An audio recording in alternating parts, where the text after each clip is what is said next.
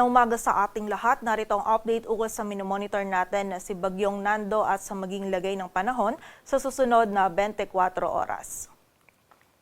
Patuloy pa rin binabaybay ni Bagyong Nando yung karagatan at patuloy pa rin po itong nag-i-intensify.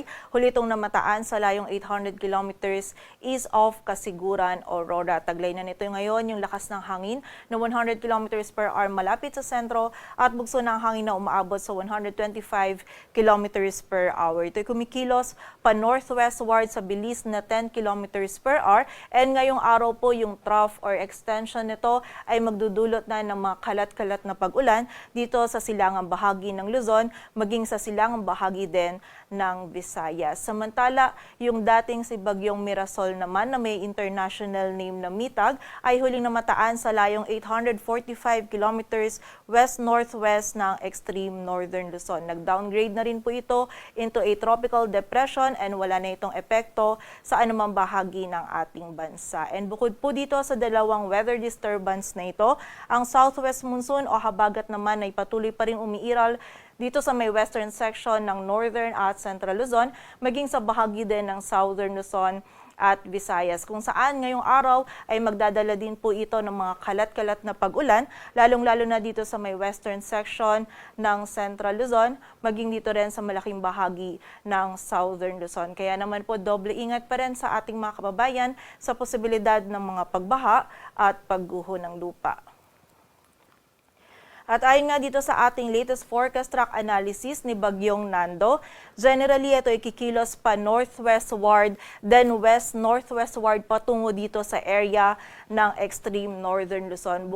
Simula po bukas na araw ng linggo ay magiging mas malapit na nga po ito dito sa ating bansa and ina-expect natin by Monday afternoon or evening ay lalapit or maglalandfall ito dito sa Batanes, Babuyan Islands area. And habang binabaybay po nito yung karagatan ay patuloy din po itong mag-i-intensify pa and within 12 hours ay posible po itong mag-intensify pa into a typhoon category and by Monday naman bago po ito lumapit or maglandfall dito sa may Batanes, Babuyan Island area ay posible po itong mag-intensify pa into a super typhoon. And mapapansin din po natin, itong area natin under a shaded yellow circle na malaki po yung sakop ni Bagyong Nando. Kaya kailangan po natin i-consider kahit po dito siya sa area ng extreme northern Luzon and na-expect na lalapit or maglalandfall ay dahil nga po malaki yung sakop nito, yung buong area po ng northern Luzon maging yung ilang bahagi po ng central Luzon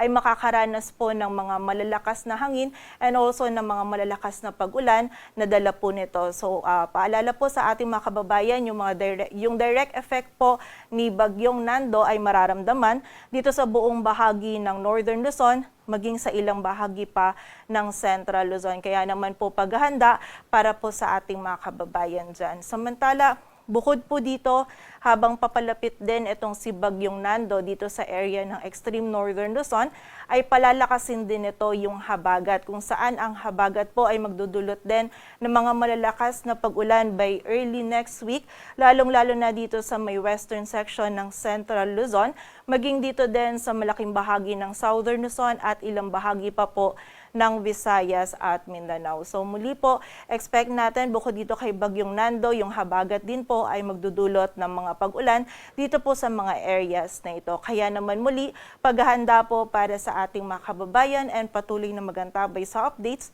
na ipapalabas ng Pag-asa. And sa kasalukuyan po, wala pa tayong nakataas na wind signal sa anumang bahagi ng ating bansa. Ngunit ngayong araw din, ina-expect po natin na magtataas na tayo ng wind signal number 1 dito sa area ng northern Luzon. And during the passage po ni Bagyong Nando, yung highest possible wind signal natin ay maaaring umabot hanggang wind signal number 5. So expect po natin mapaminsalang hangin yung dala ni Bagyong Nando. So yung ganito pong kalakas na hangin, posible ito makapagpatumba ng puno, ng poste, makasira po ng mga pananim and also ng mga structures. So expect po natin sa pagdaan po ni Bagyong Nando, posible po na mawalan tayo ng kuryente or magkaroon po ng interruption po sa communication. Kaya naman muli, paghahanda po para sa ating mga kababayan. Samantala, bukod po dito sa mga dalang hangin ni Bagyong Nando, dahil po ina-expect natin na lalakas din yung habagat natin, for today, posible po yung bugso ng mga malalakas na hangin dulot ng habagat dito sa Bicol Region, maging sa area ng Eastern Visayas at sa Caraga. Samantala, by Sunday and Monday naman, kung saan ina-expect po natin na mas lalakas pa yung habagat, posible po yung bugso ng mga malalakas na hangin dito sa Metro Manila, maging sa malaking bahagi ng Central at Southern Luzon, maging sa ilang bahagi pa po ng Visayas at Mindanao. At sa kasalukuyan po, wala tayong nakataas pa na gale warning, ngunit maalon na karagatan na po yung mararanasan ng ating mga kababayan dito sa eastern seaboards ng Cagayan, Isabela at Catanduanes. Samantala, within the day din po, magtataas na din tayo ng storm surge warning sa coastal waters ng Northern Luzon, kung saan kapag meron po tayong risk ng storm surge, suspended po yung kahit anong marine activities po natin gaya ng paglangoy, paglalakbay dagat, and also yung pangingisdaan. Inaabisuhan din po natin yung ating mga kababayan na nakatira malapit sa coastal areas na hanggat maaari po ay maaari pong lumipat po tayo sa mas mataas na lugar.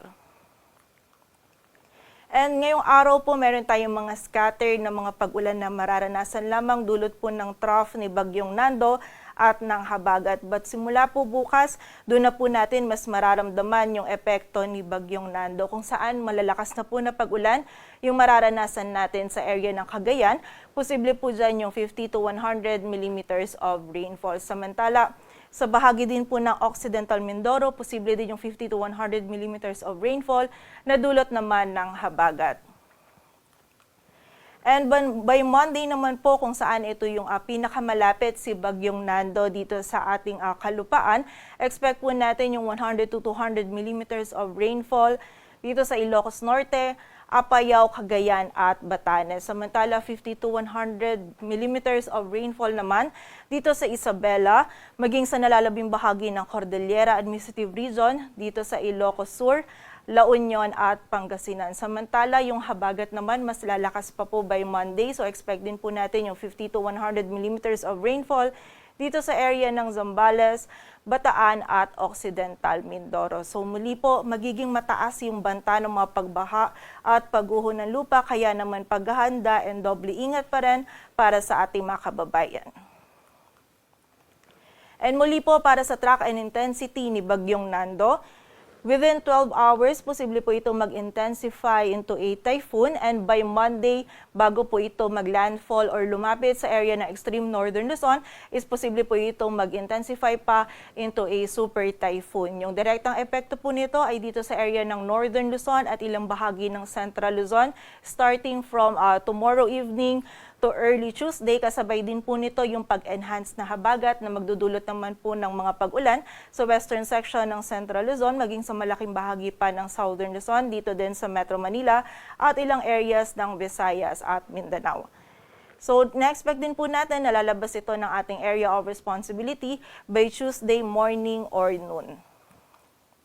And para naman po sa maging lagay ng panahon, ngayong araw ng Sabado, magiging maulap po yung kalangitan. May mga kalat-kalat na pag-ulan po tayong mararanasan dito sa bahagi ng Aurora, Quezon at Bicol Region. Dulot po ito ng trough ni Bagyong Nando. Samantala, pagsapit din po ng hapon, magiging maulap na din yung kalangitan dito sa Cagayan Valley. Mataas na rin po yung tsansa ng mga pag-ulan. Dulot pa rin ng trough nito ni Bagyong Nando. Samantala, dito naman po sa area ng Mimaropa, maulan na panahon na din po yung ating mararanasan, dulot naman ng habagat. And pagsapit po ng hapon, magiging maulap din yung ating kalangitan dito sa Pangasinan, rest of Central Luzon and Calabarzon, maging dito din po sa Metro Manila, at tataasan din po yung tsansa ng mga pag-ulan, pagkidlat at pagkulog, dulot ng habagat. Samantala, dito naman sa area ng Eastern Visayas, makakaranas na din po tayo ngayong araw ng mga pag-ulan, dulot po ng trough ni Bagyong Nando. And dito naman sa area ng Palawan, may mga scattered na mga pag-ulan din na mararanasan na dulot ng habagat. For the area naman po ng Western Visayas, magiging mataas din po yung tsansa ng mga isolated na mga pag-ulan dulot ng habagat. And for the rest of Visayas at dito din sa bahagi ng Mindanao, may mga isolated na pag-ulan po tayong mararanasan dulot ng habagat at ng mga localized thunderstorms. And ngayong araw po, bukod dun sa mga scattered na mga pag-ulan na mararanasan natin, dulot po ng trough ni Bagyong Nando and also ng habagat, ay hindi pa po natin ganun ramdam yung epekto ni Bagyong Nando. So maaari po natin gamitin itong panahon na ito para po maging mas handa tayo sa nalalapit na si Bagyong Nando. So ito po yung ilan sa mga paalala para po maging handa tayo. Una po dito ay mag-monitor lamang sa updates na ipapalabas po ng Pag-asa and also makinig din po tayo sa balita. Samantala, pangalawa naman po, magkaroon po tayo ng community planning. Alamin po natin yung plano ng ating komunidad or ng mga LGU para po sa mga posibleng paglikas, and also maganda din po na magkaroon tayo ng family plan or within the family bago po natin bago po dumating itong si Bagyong Nando at magdulot ng mga malalakas na hangin, maaari din po nating suriin yung ating bahay at kung maaari kumpunihin po natin yung mga